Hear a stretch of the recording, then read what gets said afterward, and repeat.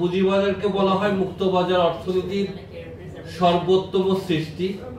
তো আমাদের দেশে দুর্ভাগ্যজনকভাবে বিগত বছরগুলোর যে অব্যবস্থাপনা বা দুর্নীতি বা বিবর্তনমূলক যে নীতি আমরা বলি, সেটার কারণে আমাদের পুঁজিবাজার ভীষণভাবে সংকুচিত এবং পঙ্গু হয়ে আছে।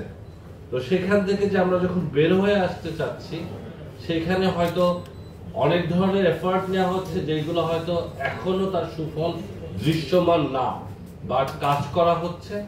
আপনারা দেখেছেন যে সরকার নিয়ন্ত্রণকারী সংস্থা, স্টক এক্সচেঞ্জ, জিবিএ এবং বাজার মধ্যস্থকারী যারা আছেন, আমাদের স্টেক হোল্ডাররা, আমাদের মার্চেন্ট ব্যাংক বা অ্যাসেট ম্যানেজমেন্ট কোম্পানি, এই মুহূর্তে সবাই কিন্তু সমন্বিতভাবে কাজ করার চেষ্টা করছি আমরা।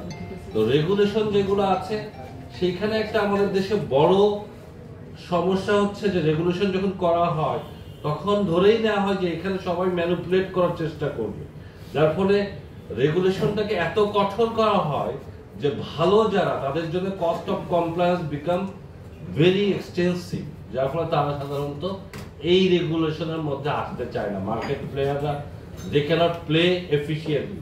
তো পুঁজিবাজারকে অবশ্যই মার্কেটের উপর ছেড়ে দিতে হবে।